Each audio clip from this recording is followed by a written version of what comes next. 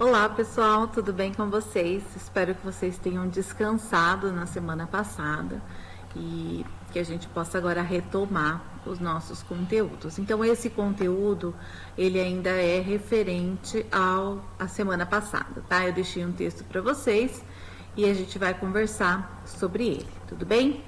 Bom, então nós vamos começar a tratar do assunto de metodologias de ensino de literatura. E iniciamos com este texto que tem como título Aspectos Metodológicos do Ensino de Literatura.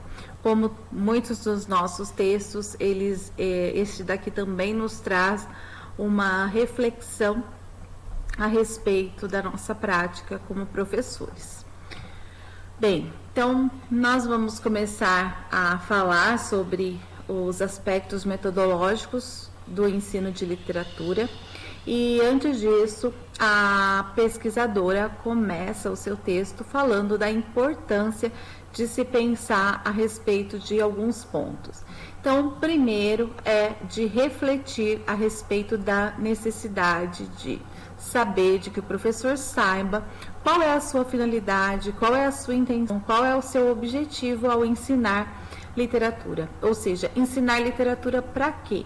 Então é importante que o professor ele tenha essa consciência do para quê que o aluno precisa aprender literatura. A gente já falou bastante sobre esse assunto anteriormente, porque a partir desse para quê ele consegue determinar o como, ou seja, a partir do para que meu aluno precisa aprender literatura, para que ele precisa estudar literatura.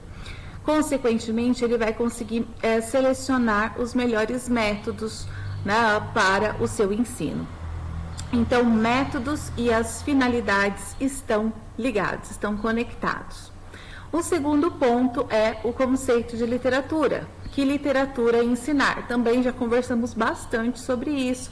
E aí, é uma decisão feita pelo professor. Será que eu vou trabalhar com um livro canônico, se eu vou trabalhar com um clássico, se eu vou trabalhar com uma literatura contemporânea, eu vou trabalhar com a literatura de modo geral, vou trabalhar com literatura infanto-juvenil, se eu vou trabalhar com um fragmento, se eu vou trabalhar com um texto integral. Então, tudo isso deve ser definido pelo professor no seu plano de trabalho, para que ele possa selecionar os melhores textos para a realidade dos seus alunos e também para que haja uma aprendizagem efetiva.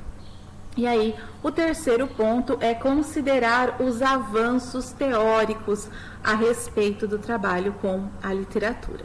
Então, são 3 pontos que a pesquisadora começa para a nossa reflexão e depois ela traz ali os avanços da pesquisa em literatura e em didática da literatura, mudanças importantes a se considerar. Então, aqui ela vai começar a falar sobre algumas mudanças de concepção e isso faz com que a gente deixe de ter um ensino de literatura tradicional, como muitos de nós tivemos na escola, para que a gente consiga ter um trabalho com a literatura muito mais efetivo, muito mais próximo do que é literatura, muito mais próximo da leitura em si. Então, primeiro a gente começa a pensar sobre as mudanças em relação à concepção de literatura. Então, o primeiro ponto que ela apresenta é de uma concepção de literatura como corpus, restrita aos textos legítimos, a uma concepção extensiva da literatura. Então, uma amplificação desse conceito de literatura.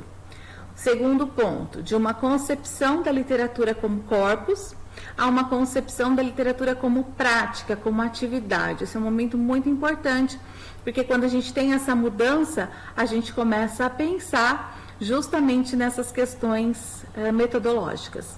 Então, o interesse se desloca para o campo literário, para os processos de produção e de recepção das obras e para os diversos agentes desse campo, o escritor, a edição, a crítica, os leitores e a própria escola. Então, esse é um momento crucial, essa mudança de olhar para a literatura não só como material, né, mas como uma atividade, como uma ação. O terceiro ponto é a concepção autotélica da literatura. Então, ali nós temos, deixa eu só tirar aqui. Como conjunto de textos de finalidade estética, há uma concepção transitiva da literatura como ato de comunicação, né, esse conjunto existencial das obras com valores éticos e estéticos. Né? Então a gente deixa de pensar no que, até mesmo naquela concepção elitista do que é cultura, né? De considerar boa literatura somente alguns textos específicos. Bom, depois a autora desse artigo, né, começa a falar sobre a leitura literária. Então, nós temos uma mudança do leitor modelo, que seria aquele leitor ideal, e como o nome diz, o leitor ideal só existe no plano das ideias, né? Tudo que é ideal só existe no plano das ideias. Para um leitor real, plural, empírico, né? Então, aquele que a gente encontra na sala de aula, que não é o nosso leitor ideal, né? Porque muitos professores não são também leitores ideais, né? O ideal é inatingível. Bom, segundo ponto, do texto a ler ao texto do leitor, né? O resultado de um processo de atualização do texto do autor. Então, esse texto com que o leitor pode dialogar, ele pode fazer as suas reflexões, levantar as suas hipóteses, né? Então, é um texto que ele está ali construindo o sentido. De uma postura distanciada, visando a uma descrição objetiva, a uma postura implicada, sinal de engajamento do leitor no texto. Então, provocar no jovem leitor uma distância participativa. Então, inicialmente, a gente tinha aquele texto como, né, sagrado, em que a gente não poderia fazer até críticas, era sempre o texto perfeito. E por isso o leitor se sentia totalmente distante daquele texto. Agora não, a gente passa a pensar no texto em que o aluno pode interagir com ele, questionar, né? E isso gera um engajamento por parte do leitor com o texto. O terceiro ponto, né, a letra C, a cultura literária. Então, a concepção tradicional da cultura literária, né, oscila em uma série de oposições. Então, nós temos ali uma oposição: cultura literária como capital cultural composto de um conjunto de dados factuais, identificáveis e quantificáveis, versus uma cultura literária interiorizada, concebida como uma biblioteca interior. Segundo ponto, uma cultura literária visando a valorização social, versus uma cultura literária viva, concebida como um saber para si, para pensar, agir, se construir. Então, essa identidade social do indivíduo, versus uma construção identitária singular. Isso é extremamente importante a gente pensar nessa construção identitária, né, do indivíduo perante ao texto. Depois nós temos ali pensando sobre o ensino da literatura, alguns aspectos metodológicos, a importância então dessa definição da finalidade do ensino, porque a partir que é o que ela diz, né? A partir do para quê a gente consegue definir o como, né? A formação de um sujeito leitor livre, responsável e crítico, capaz de construir o sentido de modo autônomo e de argumentar sua recepção. Ele consegue defender a leitura que ele faz, ele consegue discutir com esse texto. A formação de uma personalidade sensível e inteligente, aberta aos outros e ao mundo que esse ensino da literatura vislumbra. Né? Essa personalidade sensível e inteligente, ele consegue se emocionar, ele consegue perceber todos os valores estéticos que se encontram ali. Depois a gente vai falar sobre essa relação da importância, né, que a autora coloca sobre o papel da emoção com, obviamente, a inteligência, né, com essa compreensão do texto. Essa formação resulta de 3 componentes: a atividade do aluno sujeito leitor, a literatura ensinada e a ação do professor. Então, é um conjunto muito importante. qual é o papel do aluno, esse sujeito que lê, que age sobre o texto, qual é a literatura ensinada e como ela é ensinada, e qual é o papel do professor. Então, são 3 elementos importantíssimos para a gente pensar que tipo de literatura eu quero ensinar, como eu vou ensinar e por quê, para quê.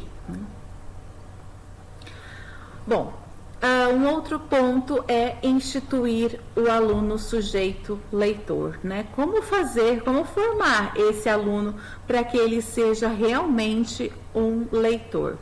Então, nós temos, para isso, renunciar à imposição de um sentido convencionado, imutável, que é uma tarefa mais complexa, difícil e, ao mesmo tempo, estimulante. Né? Então, deixar daquela apenas uma leitura para tal poema, apenas uma leitura para tal romance. Não, deixar com que o aluno, leitor, ele possa refletir sobre o texto, ele possa apresentar para você uma leitura que talvez você não tenha pensado, mas que também é possível. Então, partir da recepção do aluno, de convidá-lo à aventura interpretativa com seus riscos, reforçando suas competências pela aquisição de saberes e técnicas. Dar asas para essa interpretação. Claro que nem toda interpretação é possível, né? Mas não há uma única interpretação possível. E é isso que a gente precisa ter consciência. Então, a leitura de literatura não é mais uma leitura, é uma leitura literária e ela tem características específicas, né? Como adquirir saberes no âmbito da leitura? Então, saberes sobre textos, saberes sobre si e saberes sobre a própria atividade lexical. Então, se voltar também para as escolhas feitas pelo autor, quais são os sentidos possíveis para aquela palavra, por que ela foi escolhida, enfim, toda aquela análise textual que a gente faz e deve fazer constantemente diante de um texto, quanto mais de um texto literário que permite mais de uma leitura. Os saberes sobre os textos, então, a importância do conhecimento dos gêneros, a poética dos textos, o funcionamento dos discursos. Esses saberes podem ser verificados em atividades de escrita literária, em que o aluno se situa como autor por uma intenção artística. Então, faz parte também do ensino de literatura a produção de textos, não só a leitura, porque ao produzir um texto, a gente vai começar, um texto literário, né, um poema, a gente vai começar a perceber como que esse aluno, qual é a base que ele tem, qual é a concepção que ele tem de literatura. Porque ao momento que você falar, faça um poema, quais vão ser os saberes a respeito dos poemas que ele vai trazer para o texto dele? Então, essa prática também é bastante importante. Esses saberes podem ser verificados, né, em atividades de escrita, né, de escrita literária, isso é importante a gente destacar, e também considerando as diversidades dos gêneros, né, se eu vou produzir uma crônica, se eu vou produzir um conto, se eu vou produzir um poema, enfim. Algumas experiências de leitura se sedimentaram e são memorizadas, e isso a gente sabe muito bem o quanto que, às vezes, no ensino de literatura, algumas informações são memorizadas apenas e não interpretadas e não identificadas no texto. Familiaridade com as formas, com os motivos, determina alguns saberes implícitos entre eles, e a lógica associativa e comparativa. Muitas vezes, comparar, né, qual é a característica de um texto literário e de um texto não literário. Para isso, a gente precisa comparar textos e perceber ali quais são as diferenças, né, em que momento eles podem se encontrar e em que momento eles se divergem. Então, por isso que essa lógica comparativa é também importante. Os saberes sobre si. Então, a expressão de um pensamento pessoal e de um julgamento do gosto assumidos, né? E qual é esse gosto, por que você gosta desse tipo de texto, né? E qual é o tipo de pensamento que traz determinada leitura. A afirmação de uma subjetividade em ato de leitura. infundir nos alunos confiança para que ousem pensar a partir de si próprios, né?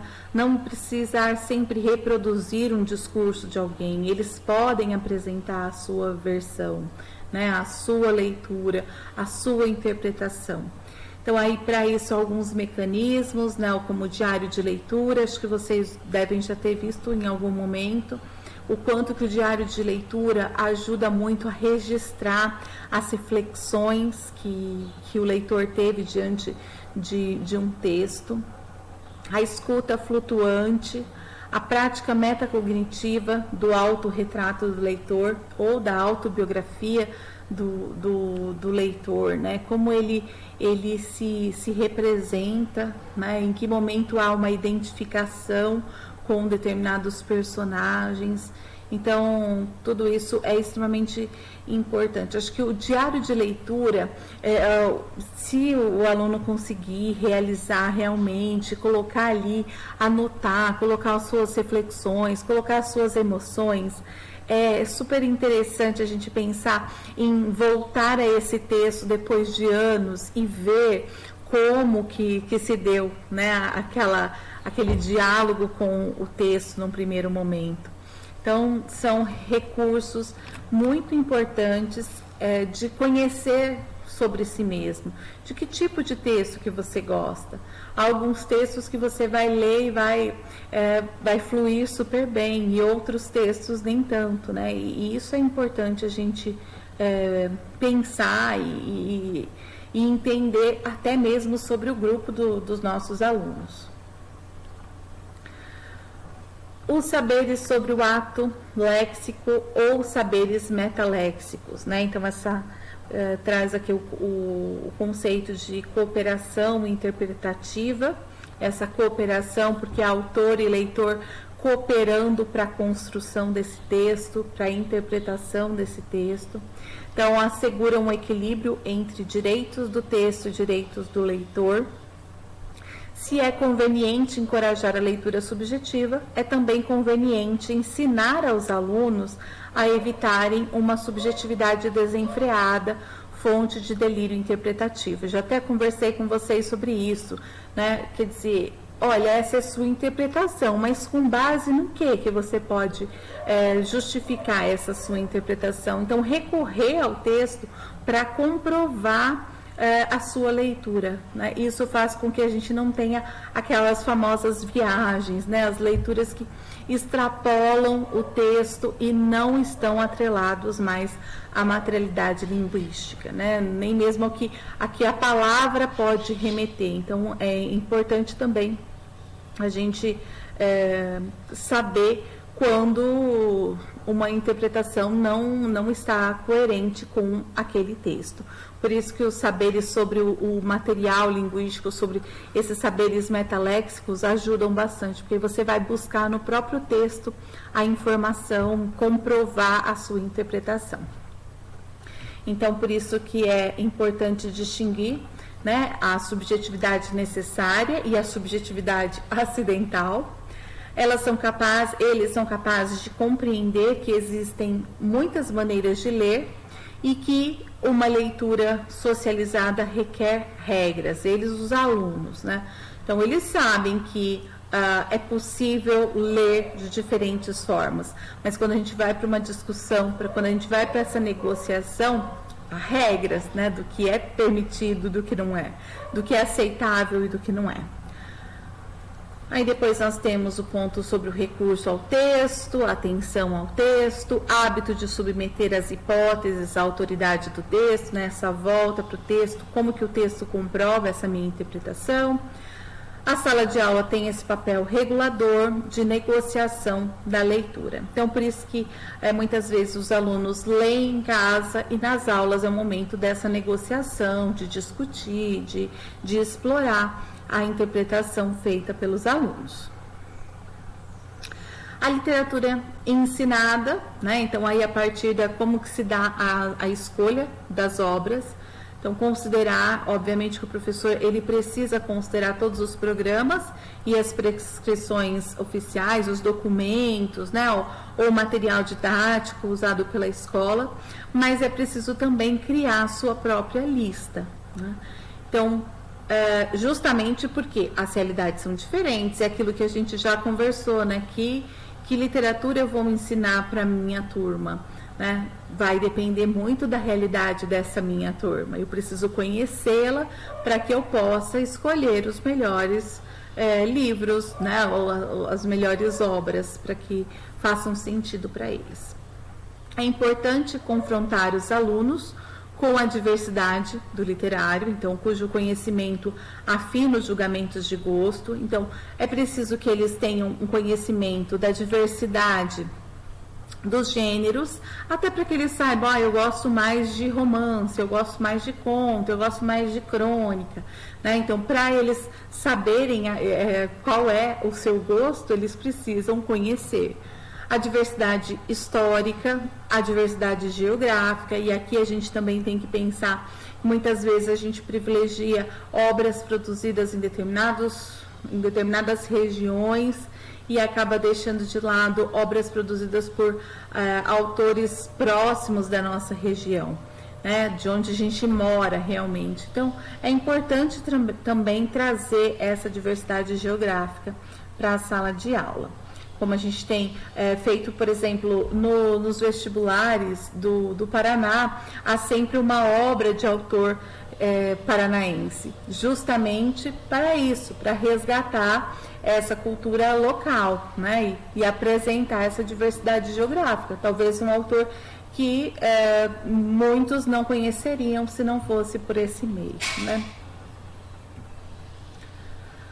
Bom, é importante também propor obras das quais eles extrairão um ganho simultaneamente ético e estético, obras cujo conteúdo existencial deixe marcas, então desenvolvimento do gosto de ler quanto à construção identitária do leitor e ao enriquecimento de sua personalidade.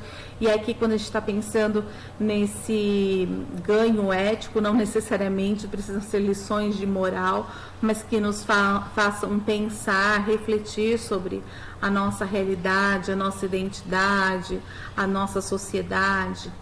As leituras privadas respondem a uma necessidade e que possuem o mérito de verbalizar emoções e vivências.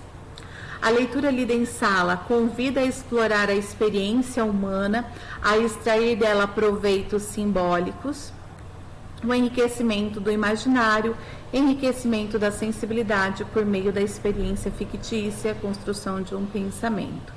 Então, aqui, o que a autora do texto ela trata? Quanto que é importante a gente também deixar que o nosso aluno leia em casa, no momento dele. Se for para ele se emocionar, se for para ele sentir raiva, se for para que aquele texto mexa com algo pessoal, que ele tenha esse canto reservado. E que a leitura da sala de aula, por outro lado, ela nos faz pensar nessa negociação de sentidos, nessa discussão de informações, às vezes algo que não mexe comigo, mexe com o outro, e da gente aproveitar e extrair ao máximo dessa experiência, dessa discussão. Então, na verdade, é importante com que a gente saiba que momentos a gente deve, olha, esse livro é para você ler lá na sua casa e depois a gente volta a conversar sobre ele. Né? E as leituras feitas em sala de aula, muitas vezes elas são guiadas pelo professor, o professor vai conduzindo a interpretação. Então, por isso que é importante a gente saber dosar, não fazer, mas então eu vou ler tudo somente na sala de aula, porque eu garanto a leitura do meu aluno.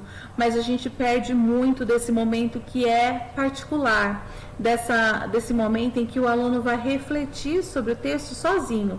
E depois ele pode expor ou não para a turma quais foram as suas interpretações, né?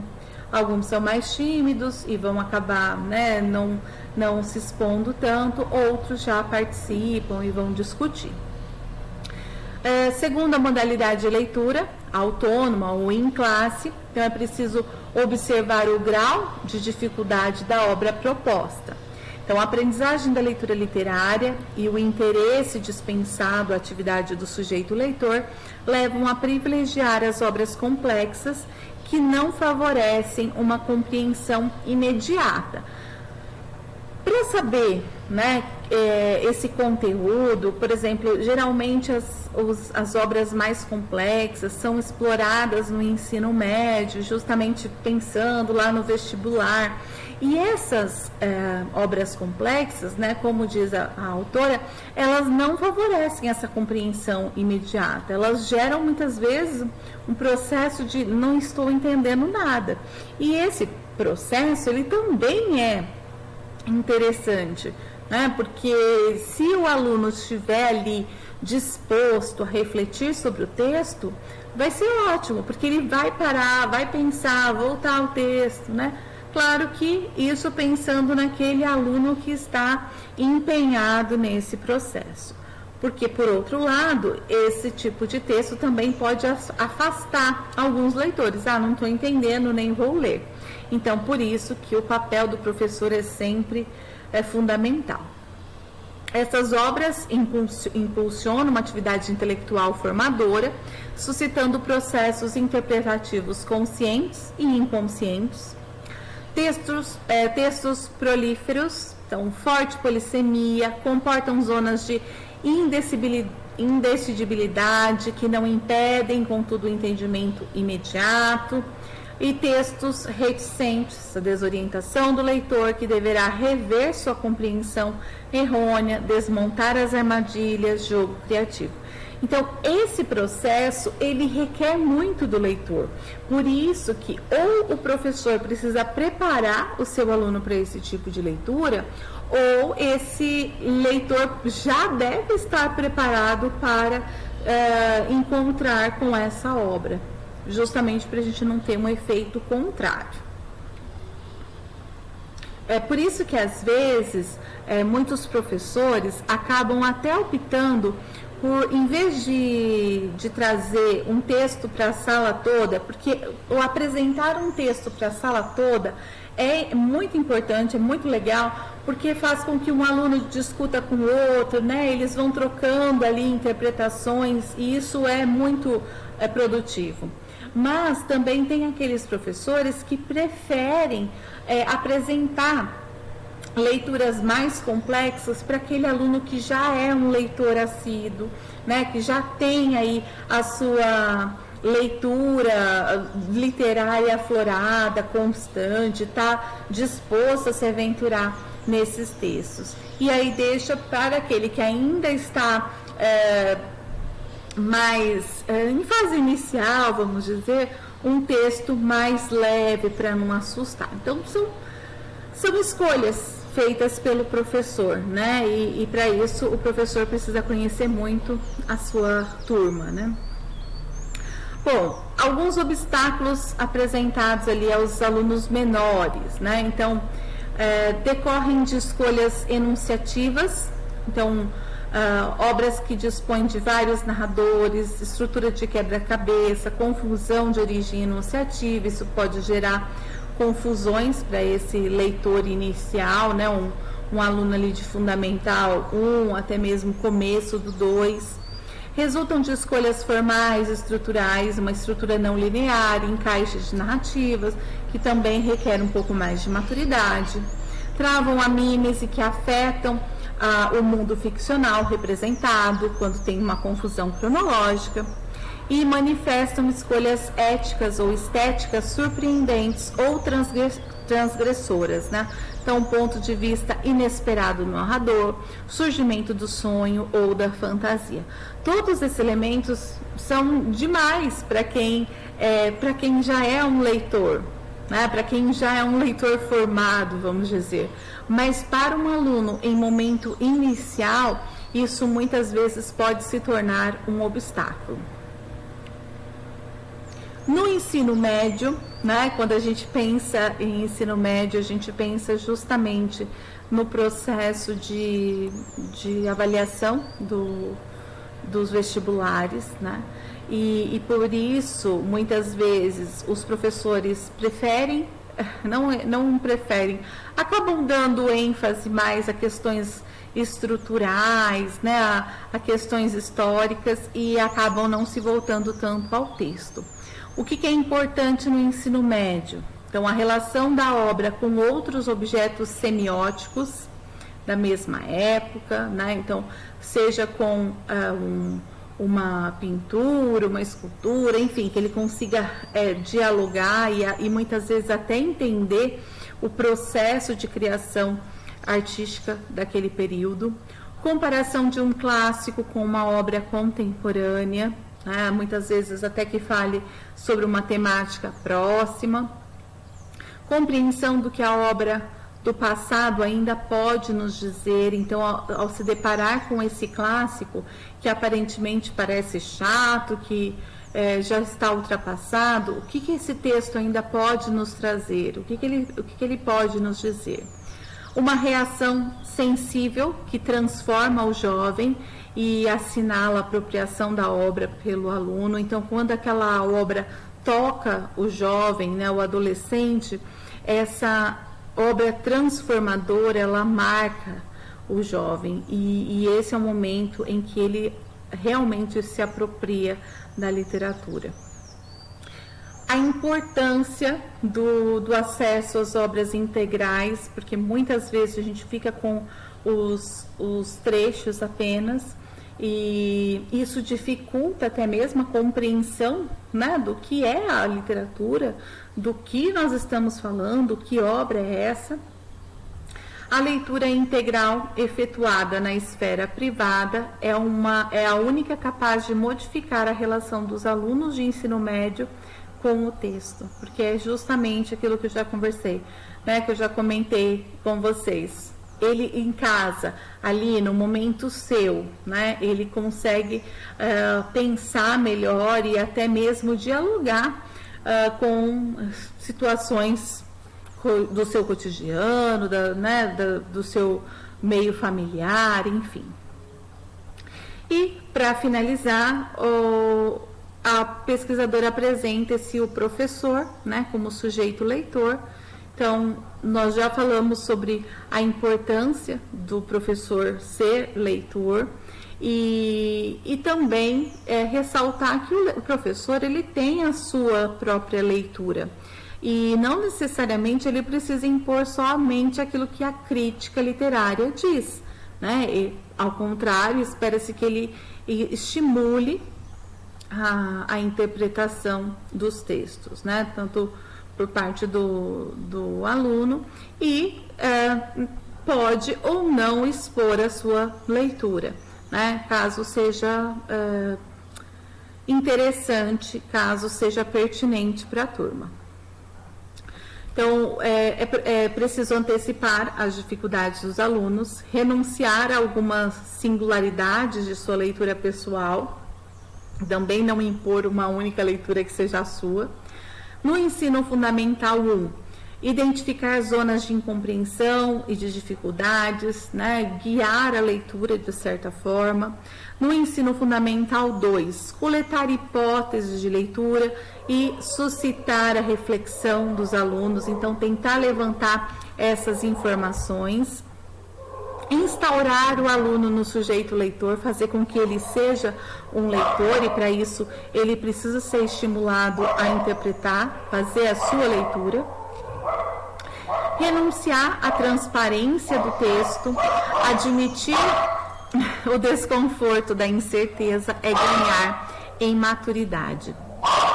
E isso eu achei extremamente poderoso, porque a gente está muito acostumado com o que é cômodo, com aquela leitura pronta. E por que não vivenciar o desconforto da incerteza? Isso é importante. Por que a gente precisa saber se a Capitu traiu ou não Bentinho? Vamos viver essa incerteza, vamos admitir o desconforto que há nisso e aceitar que há uma incerteza. A gente não precisa dar resposta para isso, né? Porque aí tem muita gente que quer provar que sim, muita gente quer provar que não. E o que importa é a incerteza. Foi isso que o Machado pretendia, né? E a disponibilidade ao texto e desejo de literatura são fenômenos construídos, decorrentes tanto dos domínios cognitivos quanto afetivos. É sobre a emoção e a intelecção que se constrói a relação estética e a literária. Ou seja, é o lado cognitivo, é o lado mais racional com o lado emocional que faz com que a gente tenha ali uma construção dessa relação da literatura com o seu valor estético. É se emocionar pela forma como algo foi dito, pela construção, sentir prazer com aquela leitura. Então, isso envolve muito do seu lado subjetivo. Então, isso tudo para a gente pensar como que é melhor a gente ensinar literatura. Então, não é um processo simples, é um processo complexo que requer uma sensibilidade e, ao mesmo tempo, um conhecimento muito grande por parte do professor. Desde a escolha do livro para a sua turma, desde a forma como ele vai conduzir essa leitura. Então, esse texto, ele nos traz alguns apontamentos sobre a metodologia, sobre o ensino, né, de literatura. É um texto que a gente começa a falar sobre ele justamente porque depois a gente começa a ver os tipos de métodos de ensino de literatura. Então, eu espero que vocês leiam o texto, se vocês ainda não leram, e logo a gente volta para conversar. Tudo bem? Um beijo, gente, e até mais.